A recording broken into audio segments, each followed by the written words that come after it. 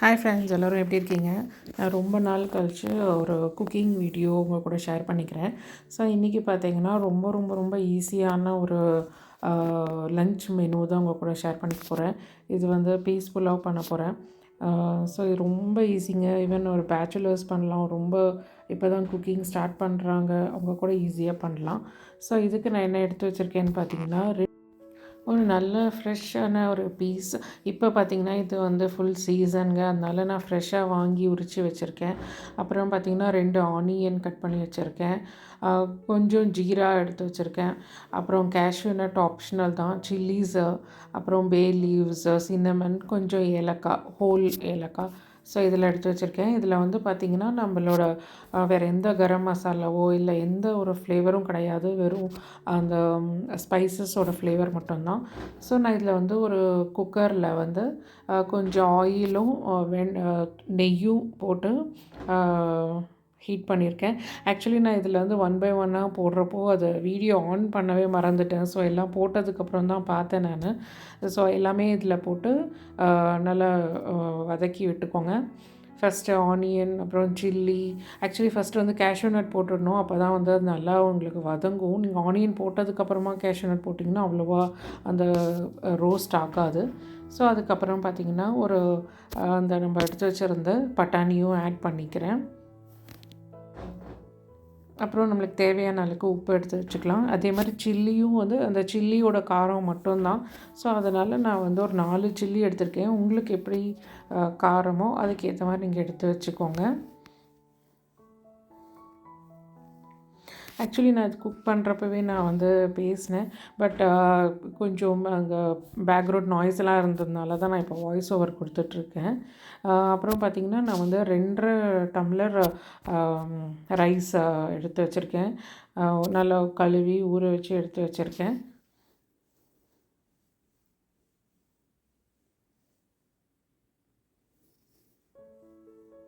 ரெண்டரை டம்ளர் ரைஸ்க்கு நான் வந்து ஒரு 3 டம்ளர்ஸ் தண்ணி ஊற்றிக்கிறேன்.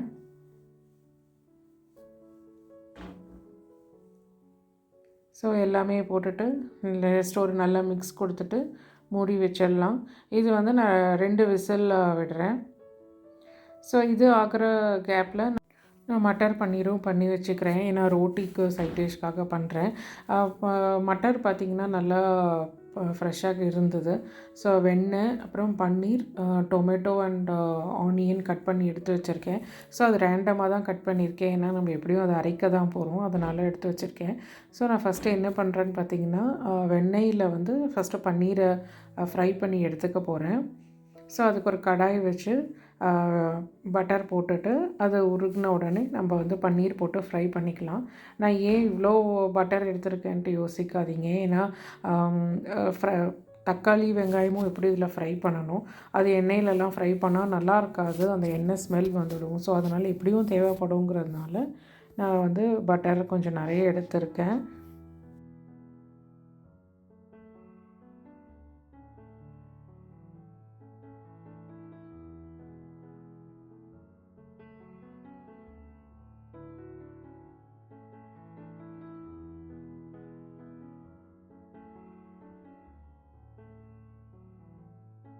இப்போ பன்னீர் வந்து ஒன்றா போட்டு ஃப்ரை பண்ணி எடுத்துக்கலாம். ஸோ ஃப்ரை பண்ணால் அது கொஞ்சம் பார்க்குறதுக்கு நல்லாயிருக்கும் அந்த டிஷ்ஷில். இல்லைன்னா அது எதுவும் மிக்ஸ் ஆகாத மாதிரி ஒரு ஃபீல் கிடைக்கும். ஸோ அதனால் ஃப்ரை பண்ணி எடுத்துக்கிட்டால் நல்லாயிருக்கும் பார்க்குறதுக்கு.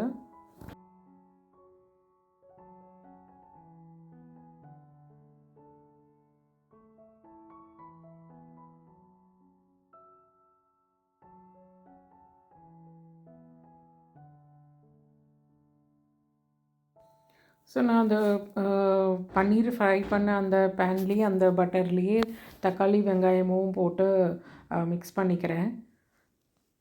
ஸோ அதனால் அது பார்க்குறதுக்கு அப்படி இருக்கேன்னு யோசிக்காதீங்க. அது இனிமேல் அது பட்டர் தான். ஸோ அதனால் ஒன்றும் ப்ராப்ளம் இல்லை.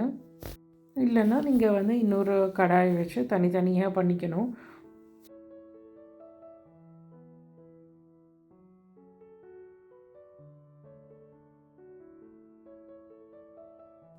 ஸோ நீங்கள் இது வதங்குற இந்த டைம்லேயே வந்து கார்லிக்கும் கேஷ்யூ நட்ஸும் ஆட் பண்ணிக்கலாம். நான் கார்லிக் ஆட் பண்ணிக்கல. நான் வெறும் கொஞ்சம் கேஷ்யூ நட்ஸ் தான் ஆட் பண்ணிக்கிறேன். கொஞ்சம் அது ஒரு நல்ல க்ரீமியாக ஒரு நல்ல இன்னும் கொஞ்சம் ரிச் டேஸ்ட் கொடுக்கும். ஸோ இப்போ பார்த்திங்கன்னா நல்லா தக்காளி வெங்காயமும் எல்லாம் வதங்கிடுச்சு. இதை வந்து நம்ம ஒரு மிக்ஸி ஜாரில் போட்டு அரைச்சிடலாம். பட் இது கொஞ்சம் கூல் ஆகிற வரைக்கும் வெயிட் பண்ணிவிட்டு தான் அரைக்கணும்.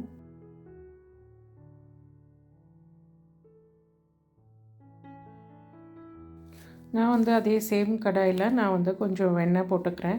ஏன்னா நம்ம வந்து அந்த அரைச்சோம் இல்லையா, தக்காளி வெங்காயம் அரைச்சோம் இல்லையா, அதையும் வந்து இப்போ மறுபடியும் ஆட் பண்ணி இன்னொரு வாட்டி நல்ல ஒரு மிக்ஸ் கொடுக்கணும்.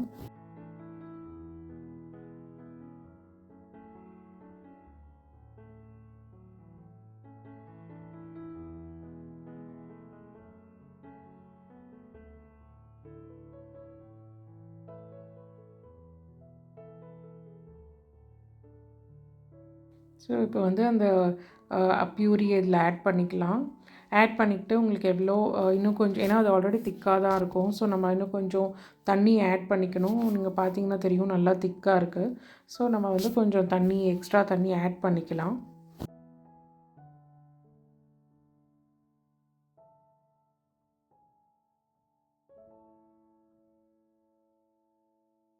நான் கொஞ்சம் எக்ஸ்ட்ரா தண்ணி ஊற்றி நல்லா இப்போ ஒரு மூடி போட்டு மூடி வச்சிடணும். அது நல்லா கொதிக்கணும். அப்போ தான் அந்த ரா ஸ்மெல்லெல்லாம் போகும். இப்போ பார்த்திங்கன்னா நல்லா ஓரளவுக்கு திக்னஸ் கொடுத்துருக்கு. ஸோ இந்த ஸ்டேஜில் நம்ம வந்து நம்மளுக்கு தேவையான மஞ்சள் பொடி, மிளகா பொடி, உப்பு, அப்புறம் கொஞ்சம் கரம் மசாலா தூள் எல்லாத்தையும் ஆட் பண்ணிக்கலாம்.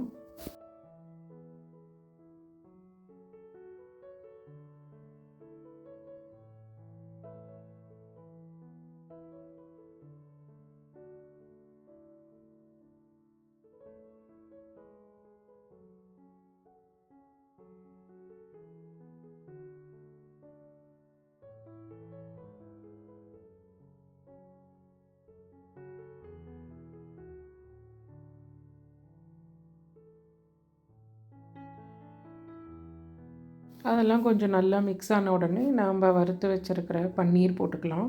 அப்புறம் பீஸும் போட்டுடலாம்.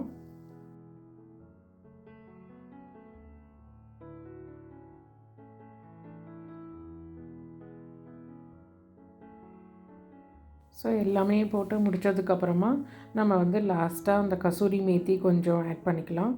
நம்ம வந்து ஃப்ரெஷ் க்ரீமும் ஆட் பண்ணிக்கலாம் இருந்ததுன்னா. அது ஆன உடனேவே அதுக்குள்ளே இங்கே வந்து ப்ரெஷர் ரிலீஸ் ஆகி நம்மளோட பீஸ் புலாவும் ரெடி ஆகிடுச்சு. ஸோ பாருங்கள் இது எப்படி வந்திருக்குன்ட்டு. நல்லா உதிரி உதிரியாக வந்திருக்கு. இது வந்து கொஞ்சம் ஜென்டிலாக தாங்க பண்ணணும், ஏன்னா அது உடஞ்சிடும் டக்குன்ட்டு. ஸோ ஜஸ்ட் லைட்டாக ஒரு இது பண்ணிவிட்டு நம்ம அப்படியே விட்டுடலாம். ஆற ஆற தான் கொஞ்சம் இன்னும் உதிராகும். இப்போ வந்து நம்ம ரோட்டி பண்ணிக்கலாம். ஸோ நான் வந்து ஜஸ்ட்டு ரோட்டி மாதிரி தாங்க பண்ணுறேன். நான் வந்து இதில் எந்த ஆயிலும் சேர்க்கல. இது வந்து நான் டைரெக்டாக ஃப்ளேமில் தான் போட்டு பண்ண போகிறேன். அதுக்கு வந்து ஃபஸ்ட்டு இந்த மாதிரி ஒரு நம்ம தவாவில் அந்த மாய்ஸ்சர் போகிற வரைக்கும் லைட்டாக அதை ஹீட் பண்ணிக்கணும். அப்புறமா டைரெக்டாக ஃப்ளேமில் போடலாம். இது வந்து உங்களுக்கு இது மாதிரி நல்ல ஒரு எக்ஸ்பீரியன்ஸ் இருந்ததுன்னா நீங்கள் டைரெக்டாக ஃப்ளேமில் போட்டு எடுக்கலாம். இல்லைனா உங்களுக்கு வந்து அந்த ஃப்ளேமில் வச்சு பண்ணுறதுக்குன்னே ஒரு சின்ன க்ரில் மாதிரி கிடைக்கும்.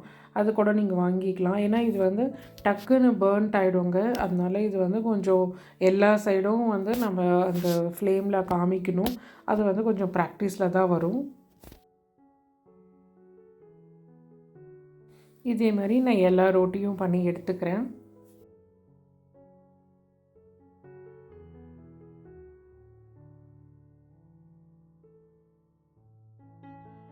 ஸோ ஃபைனலாக நான் வந்து என்னெல்லாம் பண்ணியிருக்கேன்னு காமிக்கிறேன். ஒன்றுமே இல்லை, ரொம்ப ஈஸி தாங்க. ஒரு பீஸ் புலாவ், ரோட்டி, அப்புறம் பன்னீர் மட்டர். ஸோ இதுதான் வந்து எங்களோட லன்ச் மெனு.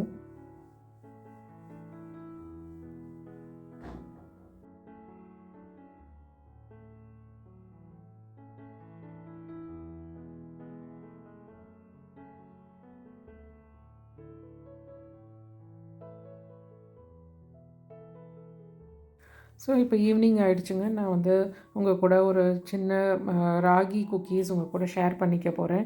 இது எப்படி இவ்வளோ ஈஸியாக பண்ணலான்னு உங்கள் கூட காமிக்கிறேன். நான் இதுக்கு எடுத்து வச்சுருக்கிறது பார்த்திங்கன்னா 1½ கப் ராகி மாவு. நான் ஆக்சுவலி அதுதான் நான் காமிச்சிட்ருக்கேன். அந்த கப்லேருந்து எடுத்து மெஷர் பண்ணி எடுத்து வச்சுருக்கேன் 1½ கப்ஸு. இது வந்து 1/2 கப் கோதுமை, அப்புறம் 1 கப் நாட்டு சர்க்கரை, அப்புறம் கொஞ்சம் கொக்கோ பவுடர் எடுத்து வச்சுருக்கேன். நான் வந்து இப்போ ஃபுல் அண்ட் ஃபுல் இப்போ மைதா விட்டுடுறேன். கொக்கோ பவுடர் பார்த்திங்கன்னா ஹெர்ஷீஸோடது தான் எடுத்திருக்கேன். அப்புறம் கொஞ்சம் choco chips, baking powder, baking soda எடுத்து வச்சுருக்கேன். அப்புறம் வெண்ணெய் 150 கிராம்ஸ் எடுத்திருக்கேன். ஆக்சுவலி இது 165 இருக்குது, பட் ஓகே நான் 150 தான் எடுத்திருந்தேன். பட் கொஞ்சம் எக்ஸ்ட்ராவாக இருந்தால் அதனால் ஒன்றும் இல்லை, நல்லா சாஃப்டாக தான் இருக்கும் குக்கீஸ். ஸோ இதை எடுத்து ஒரு பவுலில் இப்போ மாற்றிக்கலாம். இந்த பவுலில் எடுத்துக்கிறேன். இது வந்து ரூம் டெம்பரேச்சரில் இருக்கணும் பட்டரு. ஸோ உங்களுக்கு பார்த்தா தெரியும்.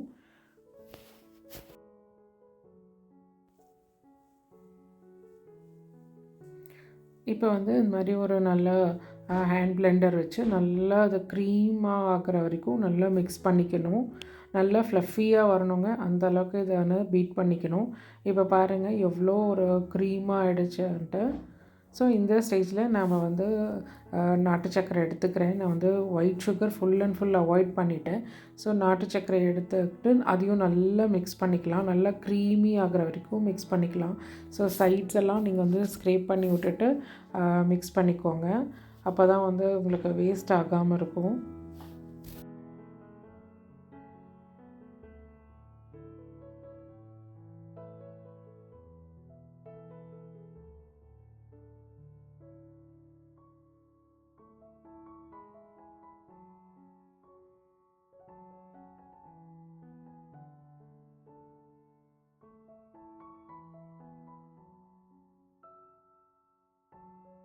இந்த மாதிரி ஒரு சீவ் வச்சு இதில் நம்ம வந்து ராகி மாவை நல்லா சீவ் பண்ணிக்கலாம்.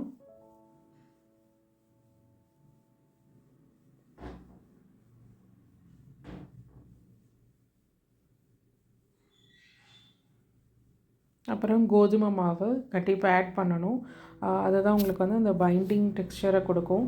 அப்புறம் வந்து கொஞ்சம் cocoa powder, 1 spoon baking powder, கொஞ்சம் பேக்கிங் சோடா, அப்புறம் vanilla essence, few drops. So இதெல்லாம் போட்டுட்டு மறுபடியும் நல்லா மிக்ஸ் பண்ணிக்கலாம்.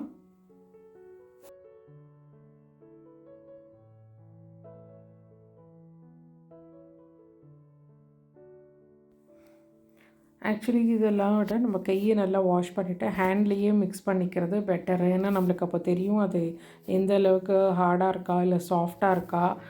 இதுக்கு வந்து இன்னும் கொஞ்சம் வந்து மில்க் போட்டு நம்ம மிக்ஸ் பண்ணிக்கணும்.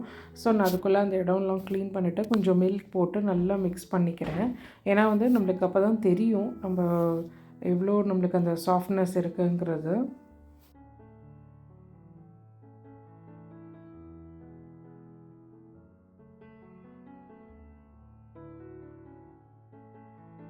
ஸோ நீங்கள் பாருங்கள், இப்படி நல்லா பிடிச்சி பார்த்தா நல்லா வரணும்.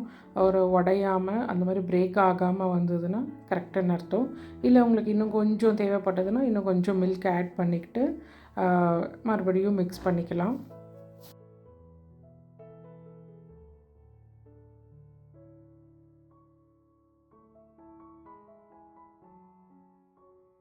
இப்போ நான் அதே மாதிரி எல்லாத்தையும் செஞ்சு பேக்கிங் ட்ரேயில் எடுத்து வச்சுக்கிறேன்.